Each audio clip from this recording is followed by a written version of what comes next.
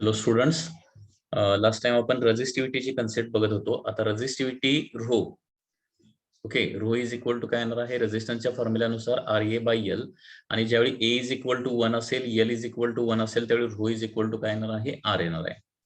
So resistivity of material is equal to resistance of conductor of unit length and unit area of cross section. So this is the definition of the resistivity. Resistivity of material is equal to resistance of conductor of unit length and unit area of cross section. Resistivity ही फक्त आणि फक्त material आणि temperature या दोन गोष्टीवरच depend असते, आणि resistivity कशावर डिपेंडंट नसते तर area of cross section and length या दोन गोष्टीवर रेझिस्टिव्हिटी डिपेंड नसते. ओके, त्याचबरोबर रेझिस्टिव्हिटीचा दुसरा फॉर्म्युला काय तो small M divided by N E square tau. Okay, आणि या फॉर्म्युलावरून लक्षात येतं की resistivity is directly proportional to the temperature and inversely proportional to the directly proportional to temperature and depends on the material type of material. ठीक आहे, आता रेझिस्टिव्हिटीचं एस आय युनिट बघूया. S I unit of resistivity, S I unit. आता रेझिस्टिव्हिटी म्हणजे काय असतं, R A divided by L असतं. Okay, so therefore resistance unit येणार आहे ओहम, एरियाचं metre square divided by metre. So therefore 1 metre and metre get cancel, and therefore SI unit येणार आहे ohm metre is the SI unit of the resistivity. Okay, आणि याचं dimension, रेझिस्टिव्हिटीचं dimension. Okay, आता हे थोडक्यात ओहम इंटू मीटर असं आहे ना. ओहम म्हणजे रेझिस्टन्स, रेझिस्टन्सचं डायमेन्शन आपण काढलं होतं. रेझिस्टन्सचं डायमेन्शन काय काढलं होतं, that is M1 L2 T-3 A-2.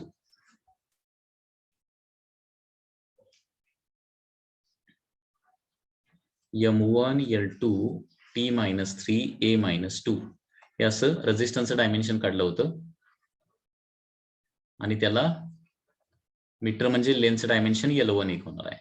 म्हणजे टोटल रेझिस्टिव्हिटीचं डायमेन्शन येणार आहे M1 L3 T-3 A-2.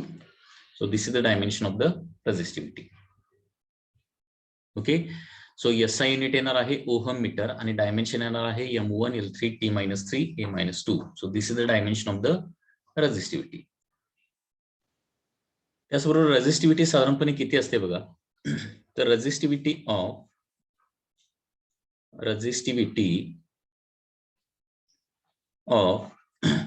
Perfect conductor, resistivity of perfect conductor किंवा त्यालाच म्हणू शकतो आपण super conductor.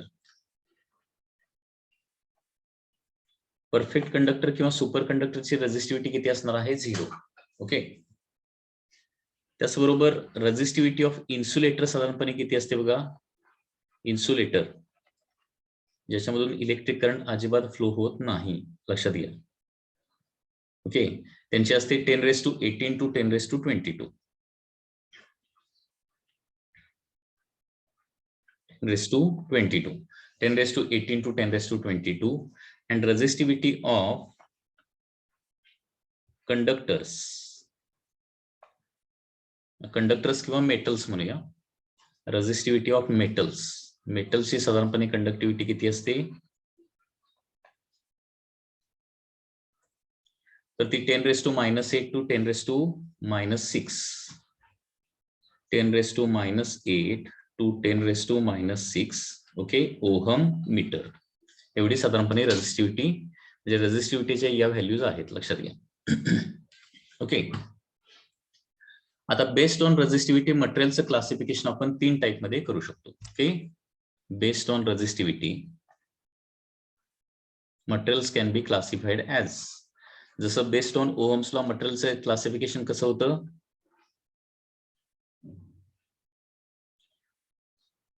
based on Ohm's law, material were classified as ohmic conductors and non-ohmic conductors. And based on आता resistivity materialचं कसं classification होणार बघा. Based on resistivity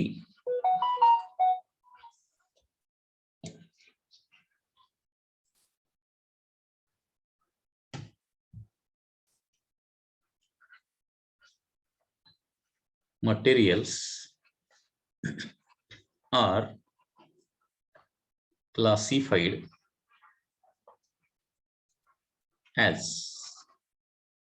based on resistivity, materials are classified as, first is the conductor. First is the conductor. The conductor म्हणजे काय? The material which are having very low resistivity. Materials which are having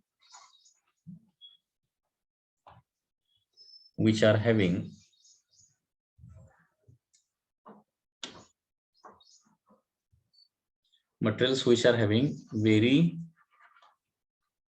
low resistivity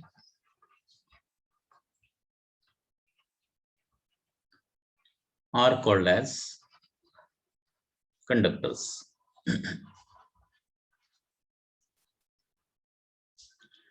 म्हणजे ज्या मटेरियलची resistivity very low असणार आहे, आताच value लिहिलेली आहे, ती किती असते? 10⁻⁸ to 10⁻⁻6 असते ओहम मीटर. ओके. त्याच्यानंतर नेक्स्ट आहे that is semi conductors.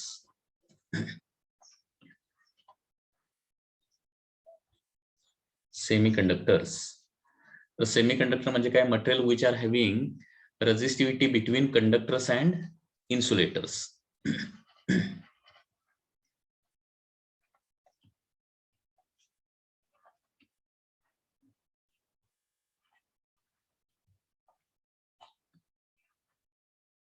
The materials which are having resistivity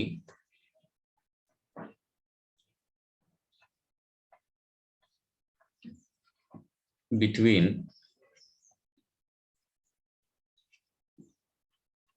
conductors and insulators.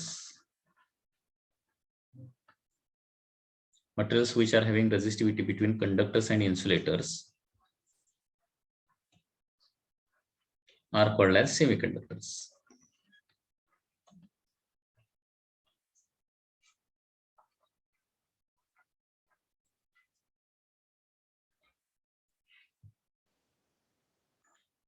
तर याची रेझिस्टिव्हिटी किती असते बघा? 10⁻⁻⁵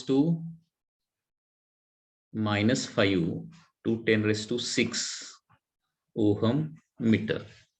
Okay, that is the resistivity of the semiconductors. And third is the insulators. Third is insulators. Okay. Materials which are having very high resistivity are called as insulators. Materials which are having very high resistivity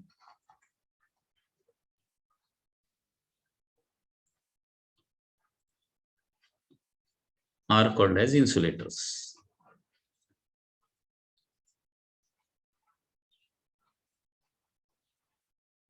Okay. Conductor मध्ये सगळे metals येतात mostly. In conductor all metals are there. Okay. Semiconductor मध्ये तुम्हाला माहित आहे elemental form मध्ये असणारे semiconductor दोनच आहेत, सिलिकॉन आणि जर्मेनियम. आणि इन्सुलेटर मध्ये एक्झाम्पल काय येणार आहेत? That is rubber, glass, wood, plastic etc. Large number of insulators are there. आणि यांची रेझिस्टिव्हिटी किती आहे बघा? That is 10⁻18 to 10⁻22.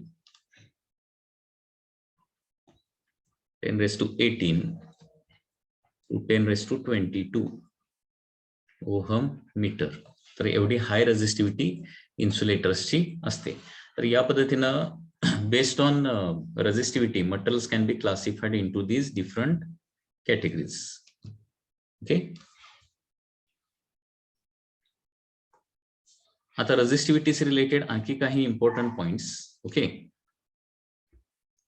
हे इम्पॉर्टंट पॉइंट्स काय काय आहेत बघा?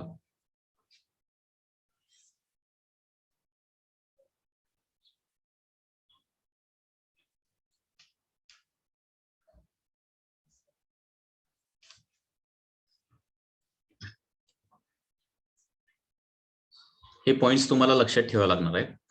ओके,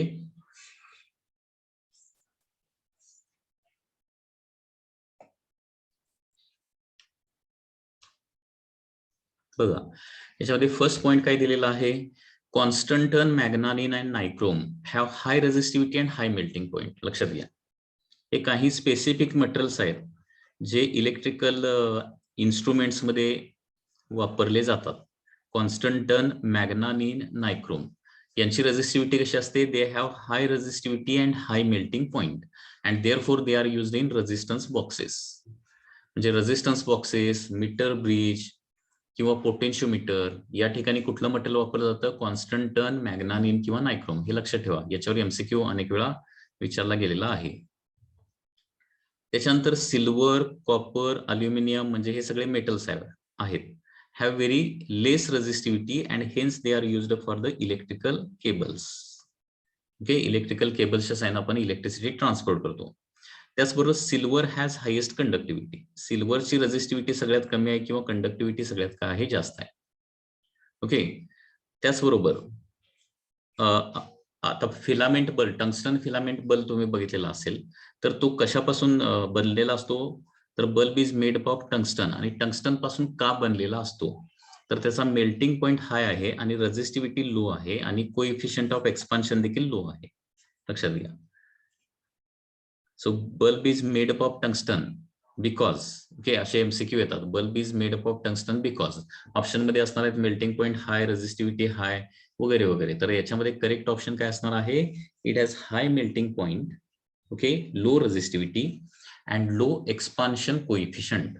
ओके, त्याचबरोबर ऍब्सोल्यूट झिरो टेम्परेचरला म्हणजे 0 केल्विन टेम्परेचरला, 0 केल्विन टेम्परेचरला काय होतं, मेटल्स जे आहेत ते सुपर कंडक्टर होतात आणि सेमी कंडक्टर मात्र कम्प्लिटली इन्सुलेटर होतात. लक्षात येत आहे, ऍब्सोल्यूट झिरो टेम्परेचरला काय होतं, मेटल्स सुपर कंडक्टर होतात आणि म्हणजे त्यांची रेझिस्टिव्हिटी पूर्णपणे झिरो होते. सुपर कंडक्टर होणं म्हणजे रेझिस्टिव्हिटी पूर्णपणे झिरो होतं आणि सेमी कंडक्टर मात्र इन्सुलेटर होतात म्हणजे त्यांची रेझिस्टिव्हिटी व्हेरी हाय होते. ओके, म्हणजे त्याच्यामधून इलेक्ट्रिक करंट फ्लोच होऊ शकत नाही. त्याचबरोबर मेटलमध्ये काही आपण काय करतो, इम्प्युरिटीज ऍड करतो, जसे कार्बन, मॅंगनीज, मॅग्नेशियम वगैरे, क्रोमियम. तर इम्प्युरिटीज मेटलमध्ये ऍड केल्यानंतर रेझिस्टिव्हिटी वाढते का कमी होते, तर इम्प्युरिटीमुळे रेझिस्टिव्हिटी वाढते. लक्षात घ्या. ओके, सो अलॉईज हॅव, हा एक पॉइंट लक्षात ठेवा. अलॉईज, अलॉय म्हणजे काय, प्युअर मेटलमध्ये काहीतरी इम्प्युरिटी आपण ऍड करतो आणि त्याच्या साइन आपण एक वेगळं मटेरियल आपल्याला मिळतं, त्याला काय म्हणतो आपण, अलॉय असं म्हणतो. Alloys have more resistivity than pure metal. Okay, alloy माहित आहे ना, फॉर एक्झाम्पल स्टील हे एक अलॉय आहे, आयर्न हे प्युअर मटेरियल आहे. लक्षात घ्या. आणि त्या आयर्न मध्ये आपण काही क्रोमियम थोडंसं ऍड केलं किंवा आणखी काही एलिमेंट कार्बन थोडंसं ऍड केलं तर त्याच्यापासून काय होतं, स्टील तयार होतं. तर हे एक अलॉय आहे, लक्षात घ्या. किंवा ब्रास किंवा ब्रॉन्झ हे कॉपरचे अलॉयज आहेत. लक्षात घ्या. ओके, तर अलॉयची रेझिस्टिव्हिटी नेहमी काय असते, प्युअर मेटलपेक्षा जास्त असते. आता रेझिस्टिव्हिटी नंतर नेक्स्ट आहे that is the concept of conductivity. Conductivity which is denoted by sigma. ठीक आहे, which is denoted by sigma. आता आपण रेझिस्टन्स आणि कंडक्टन्स बघितलेलं होतं. रेझिस्टन्सचा रेसिप्रोकल कंडक्टन्स किंवा कंडक्टन्सचा रेसिप्रोकल असणार आहे resistance. Conductance is called as reciprocal of resistance. तसं रेझिस्टिव्हिटीचं रेसिप्रोकल आपण घेतलं तर आपल्याला काय मिळणार आहे, कंडक्टिव्हिटी मिळणार. Okay, so reciprocal of resistivity, reciprocal of resistivity is called as conductivity.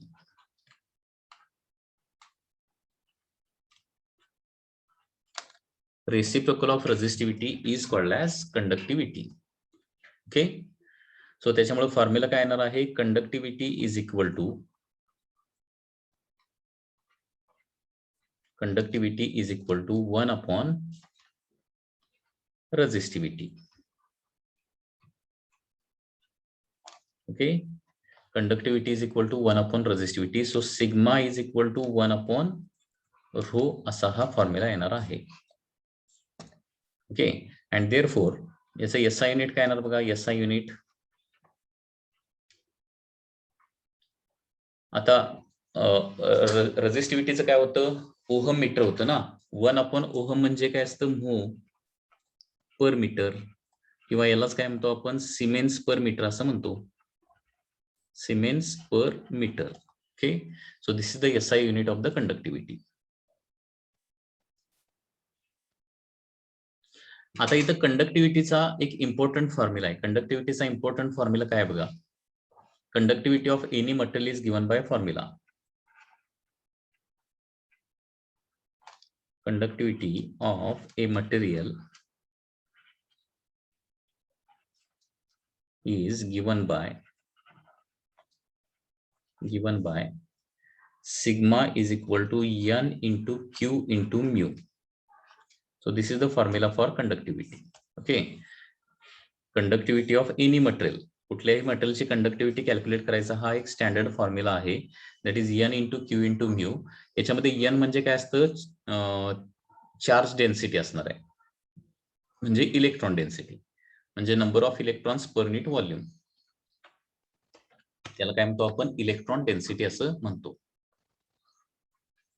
Electron density किंवा चार्ज डेन्सिटी, यालाच आपण चार्ज डेन्सिटी असे म्हणू शकतो. ओके, क्यू म्हणजे काय असणार आहे, charge on the charge carrier, म्हणजे जो चार्ज फ्लो होणार आहे त्याच्यावरचा charge. Charge on charge carrier त्याला ई म्हणायचं. म्हणजे सध्या तरी आपल्याला चार्ज किती असणार आहे, 1.6 इंटू 10⁻⁹. आणि म्यू म्हणजे काय, मोबिलिटी.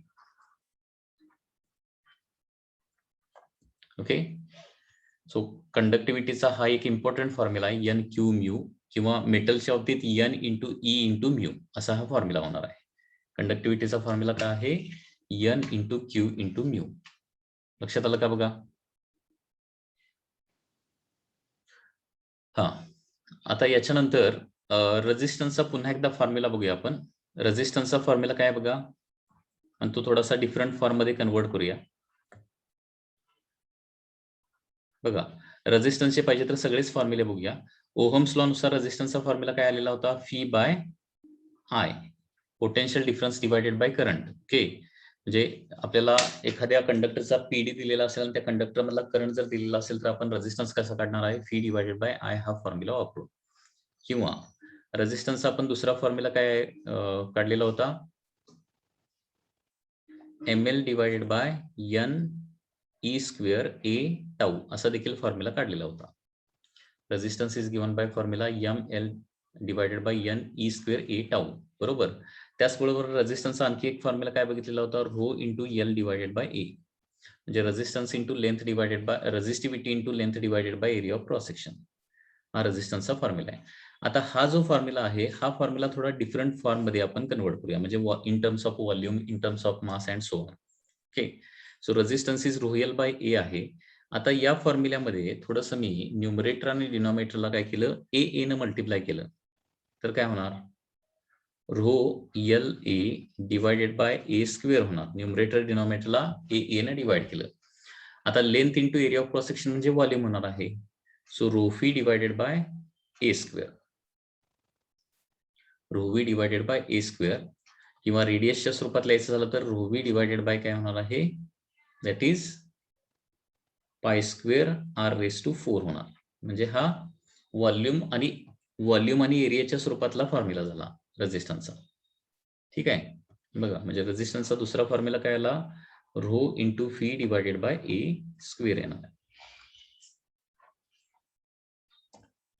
त्याचबरोबर इथं न्यूमरेटर डिनॉमिनेटरला ए न जसं मल्टिप्लाय केलं होतं तसं न्यूमरेटर डिनॉमिनेटरला एल न मल्टिप्लाय केलं तर काय फॉर्म्युला होणार आहे, rho into L square divided by A L होणार. न्यूमरेटर डिनॉमिनेटरला एल न मल्टिप्लाय केलं, लेन न मल्टिप्लाय केलं, तर rho L square divided by V पण होणार. म्हणजे रेझिस्टन्सचा असा पण फॉर्म्युला होऊ शकतो, R is equal to rho into L square divided by V. आता हे फॉर्म्युले कधी वापरतोय आपण? Rho V by A square किंवा rho L square by A हा फॉर्म्युला आपण कधी वापरू शकतोय? तर कधी कधी कंडक्टर आपण काय करतोय, स्ट्रेच करतोय, आणि स्ट्रेच करत असताना काय होतंय, व्हॉल्यूम कॉन्स्टंट राहतंय, त्यावेळी हे फॉर्म्युले यूज करावे लागतात. बघा, stretching of a conductor, stretching of a conductor, stretching of a conductor. जरा ही केस आपण थोडीशी स्टडी करूया.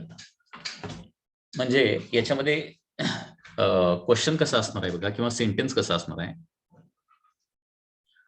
A conductor has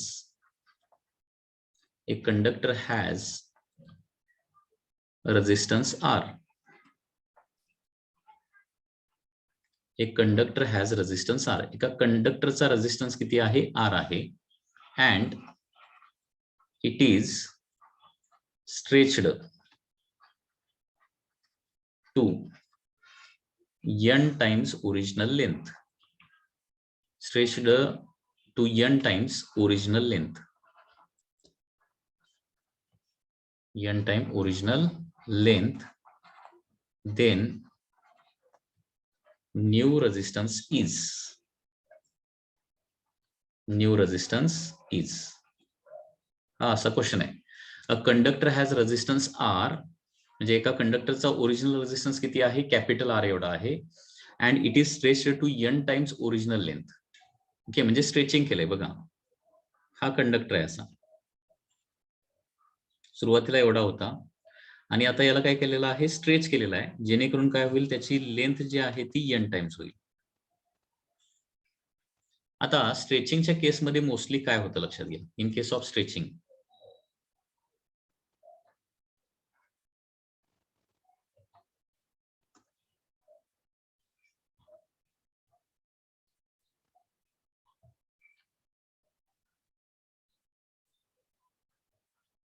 म्हणजे सुरुवातीला लेंथ एल होती, आता n टाइम्स ओरिजिनल लेंथ म्हणजे आता लेंथ होणार आहे NL. ठीक आहे. आता इथं सुरुवातीला स्ट्रेचिंगच्या केसमध्ये सुरुवातीला जेवढं व्हॉल्यूम होतं तेवढंच नंतर व्हॉल्यूम राहणार आहे. म्हणजे आपल्याला इथं व्हॉल्यूम चेंज होणार नाही, त्याच्यामुळे आपल्याला कुठला फॉर्म्युला वापरावा लागणार आहे? लेंथ चेंज होते आणि व्हॉल्यूम चेंज होत नाही, म्हणजे हा थर्ड फॉर्म्युला यूज करावा लागणार आहे. ओके, तर बघा इथं मी काय लिहितोय. When a conductor is stretched. When a conductor is stretched. When a conductor is stretched, volume doesn't change. When a conductor is stretched, volume doesn't change, and therefore resistance आपल्याला फॉर्म्युला वापरायला पाहिजे, rho into L square divided by V. Conductor आपण एखाद्या वेळी stretch करतो त्यावेळी volume constant राहतं, आणि व्हॉल्यूम कॉन्स्टंट राहत असेल तर व्हॉल्यूमच्या स्वरूपातला आपला रेझिस्टन्सचा फॉर्म्युला यूज करायला पाहिजे, row L square bye V. आता मटेरियल तेच आहे, मटेरियल जोपर्यंत चेंज होत नाही तोपर्यंत रो चेंज होत नाही, आणि इथं व्हॉल्यूम पण चेंज होत नाहीये. अँड देअरफॉर इथं काय होणार आहे? Resistance is directly proportional to काय होणार आहे? एल स्क्वेअर होणार. बघा, actually resistance is directly proportional to length असतोय, परंतु व्हॉल्यूम कॉन्स्टंट राहत असेल तर मात्र काय होतंय? Resistance is directly proportional to L square होतंय. हे लक्षात येते का बघा तुम्हाला? Okay, resistance is directly proportional to length असतो, परंतु जर व्हॉल्यूम कॉन्स्टंट राहत असेल तर मात्र काय होतं? Resistance is directly proportional to L square होतंय. अँड देअरफॉर हे रेशो मध्ये आता लिहायचं झालं तर काय होणार बघा, that is r dash divided by r is equal to l dash divided by l काय होणार आहे? ब्रॅकेट स्क्वेअर होणार आहे. So therefore r dash divided by r is equal to original length l आणि फायनल लेंथ होणार आहे nl bracket square होणार आहे. हिअर l गेट कॅन्सल आणि इथं काय राहणार आहे? n स्क्वेअर राहणार आहे. So resistance r dash is equal to काय होणार आहे? n स्क्वेअर टाइम्स r होणार आहे. n square times r. आता हा एक कन्सेप्ट लक्षात ठेवा, फॉर्म्युला लक्षात ठेवा. म्हणजे एखादा कंडक्टर आपण काय केला, n times original length stretch केला तर रेझिस्टन्स n² टाइम्स होतोय. लक्षात येते का मी काय सांगतोय? हे बघा, याच्यावर एक क्वेश्चन, सपोज असा क्वेश्चन सांगितला, a conductor has resistance, suppose 12 ohm. एका कंडक्टरचा रेझिस्टन्स 12 ओहम आहे and it is stretched so that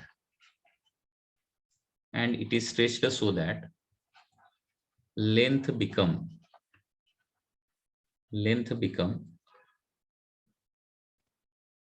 triple, असं क्वेश्चन मध्ये सांगितलं. बघा, म्हणजे हा स्ट्रेच्ड हा वर्ड असेल तरच ही कन्सेप्ट इथे यूज करायची आहे. लक्षात येते मी काय सांगतोय?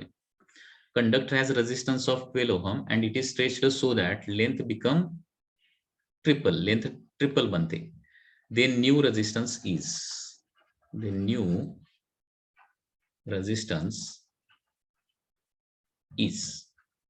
Okay.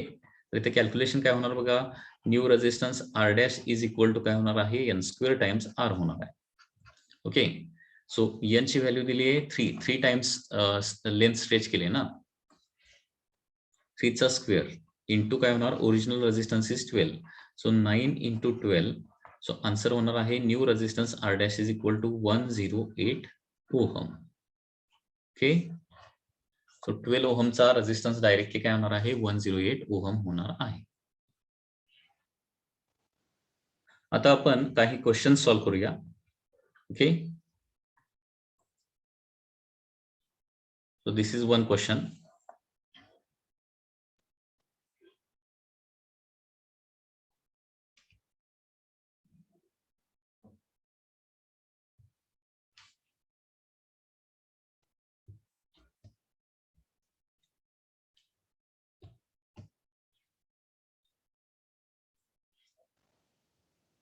All the edges of a block with parallel faces are unequal.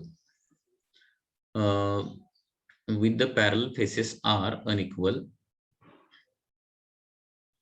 Its longest edge is 4 times shortest edge. Find the ratio of maximum to minimum resistance between parallel faces. बघा, आता इथं काय दिलेलं आहे, एक ब्लॉक आहे, block, आणि त्याच्या सगळ्या एजेस अनइक्वल आहे.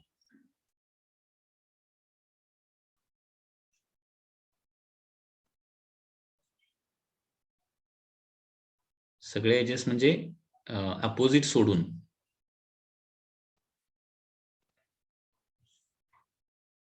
Suppose it is like this.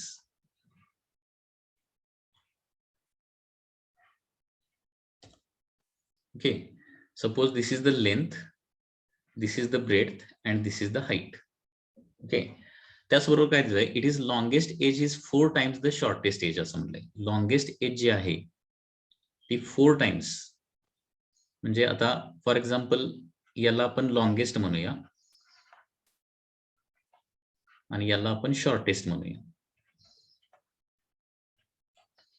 Okay, तर longest edge is 4 times shortest edge असं त्यांनी म्हटलेलं आहे क्वेश्चन मध्ये. Find the ratio of maximum to minimum resistance. आता रेझिस्टन्सचा फॉर्म्युला काय आहे, तो rho into L divided by A. Okay, rho into L divided by A. आता रेझिस्टन्स मॅक्सिमम करायचं असेल तर लेंथ मॅक्सिमम आणि एरिया ऑफ क्रॉस सेक्शन काय पाहिजे, मिनिमम पाहिजे. ओके, आता रेझिस्टन्स मॅक्सिमम कुठल्या दोन फेसेस मध्ये येणार आहे, लेंथ मॅक्सिमम पाहिजे. म्हणजे लेंथ मॅक्सिमम म्हणजे काय होणार आहे, ही एल जे आहे ते मॅक्सिमम घ्यावं लागणार आहे, आणि area of cross section minimum area of cross section काय येणार, बी इंटू एच येणार आहे. Area of cross section minimum येण्यासाठी काय करावं लागेल, लेंथ आणि ब्रेड्थ जे आहेत म्हणजे 2 डायमेन्शन मिनिमम घ्यावे लागतील. म्हणजे मॅक्सिमम कुठल्या 2 फेसेसच्या मध्ये येणार आहे, या 2 फेसेसच्या मध्ये. Between these 2 faces there will be the maximum resistance. Okay, so R is maximum between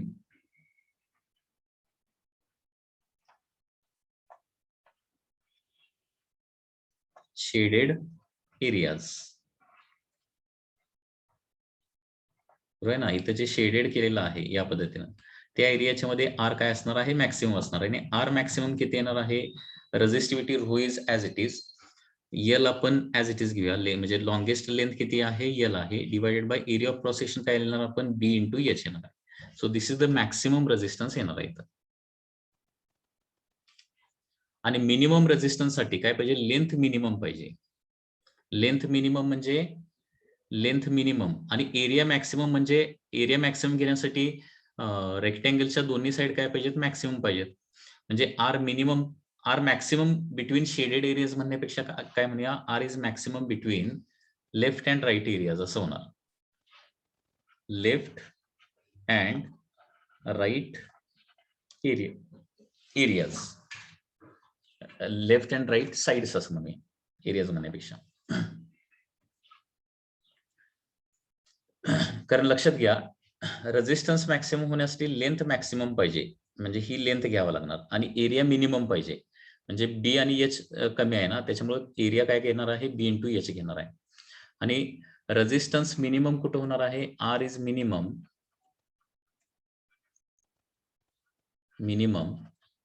between, R is minimum between front and back surface, front and back surface.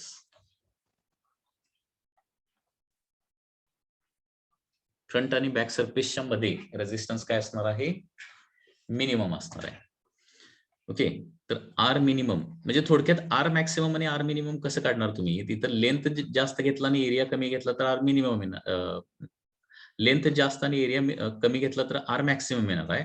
आणि लेंथ खूप कमी घेतली, जी मिनिमम पॉसिबल आहे ती length, आणि area जर maximum घेतला तर रेझिस्टन्स काय होणार आहे, मिनिमम. आता रो इंटू कमीत कमी लेंथ कुठली आहे, बी आहे ना, डिवायडेड बाय मॅक्सिमम एरिया म्हणजे एल इंटू बीच येऊ शकतो, एल इंटू एच येऊ शकतो, कारण एल इंटू बी कमीच एरिया येणार आहे, मॅक्सिमम एरिया एल इंटू एचच होऊ शकतं, बरोबर आहे ना. अँड देअरफॉर आता काय विचारलंय, maximum resistance divided by minimum resistance, हा रेशो काय होणार आहे, rho L divided by B H upon rho B divided by L H. Okay, rho H cancel होणार आहे, एल न्यूमरेटरला येणार, एल स्क्वेअर डिवायडेड बाय काय येणार आहे, बी स्क्वेअर होणार आहे, L square by B square. आणि याच्यामध्ये L is equal to 4 times B असं सांगितलंय, 4 times B divided by B bracket square होणार आहे. Okay, so R max divided by R minimum, हा रेशो किती येणार आहे, मग 4 चा स्क्वेअर येणार आहे, म्हणजे किती येणार आहे, 16 येणार आहे. R maximum divided by R minimum येणार आहे 16. Okay,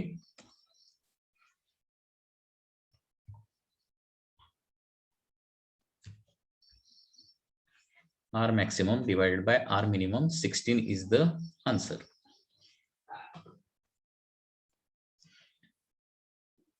Calculate electric field in the copper wire of cross-sectional area 2 mm square carrying current 1 ampere and conductivity of copper is 6.25 into 10 raised to 7 Siemens per meter.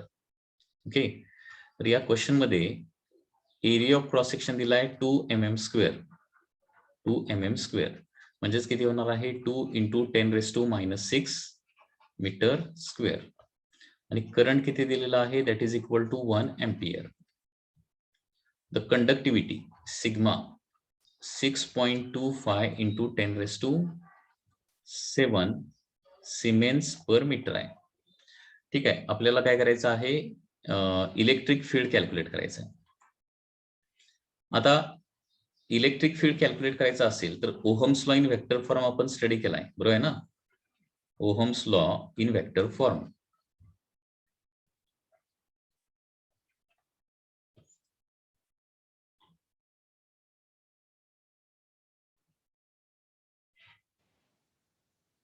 जे is equal to sigma into E असतं. Okay, आणि J म्हणजे I by A, current density, sigma into E.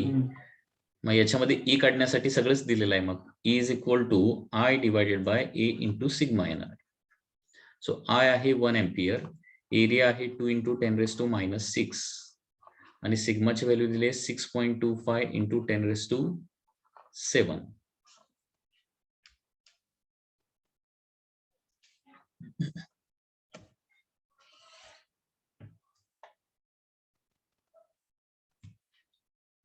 Okay, तर या पद्धतीने हे calculation केलं तर E is equal to 1 divided by डिनॉमिनेटरला 6.25 इंटू 2 म्हणजे 12.5 होणार, इंटू 10 ची पॉवर येणार आहे 10⁻1, हे 10⁻1.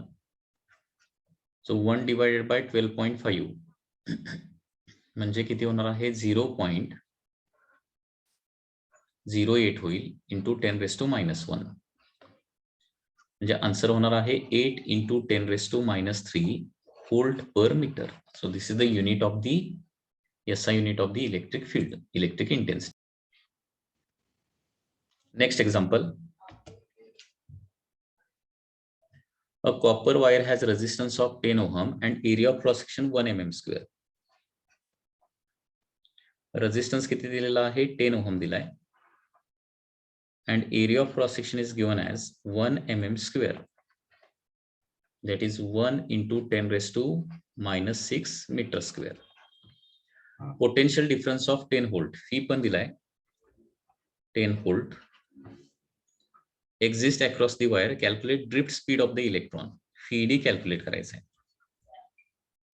If the number of electron per cubic meter म्हणजे इलेक्ट्रॉन डेन्सिटी दिली आहे 8 into 10⁻28 okay per metre cube. Calculate drift speed. आता ड्रिफ्ट स्पीडचा फॉर्म्युला काय असतो I डिवायडेड बाय NE, आठवते ना, कारण करंटचा formula I is equal to NEA FED असतं. त्याच्यावर ड्रिफ्ट स्पीडचा formula I divided by NEA, परंतु याच्यासाठी करंट इथं क्वेश्चन मध्ये डायरेक्ट दिलेला नाहीये. सो करंटचा फॉर्म्युला ओहम्स लॉ नुसार काय येणार आहे voltage divided by resistance. Voltage by resistance केलं की आपल्याला करंट मिळणार आहे. सो करंट किती येणार आहे 10 volt divided by 10 ohm, that is equal to 1 ampere is the current. आणि मग आता drift speed is equal to I divided by NEA. So current दिलेला आहे 1, N ची व्हॅल्यू दिली 8 इंटू 10⁻28, E ची व्हॅल्यू 1.6 इंटू 10⁻⁻19 आणि एरिया ऑफ क्रॉस सेक्शन आहे 1 इंटू 10⁻⁻6.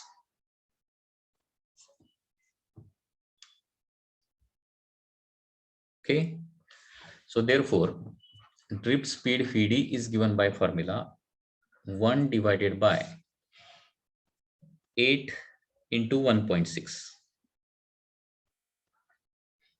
that is 9.6.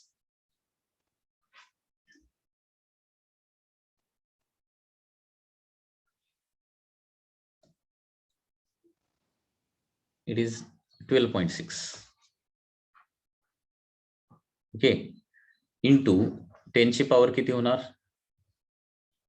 128 होणार काय, हा 12.8 सॉरी. ओके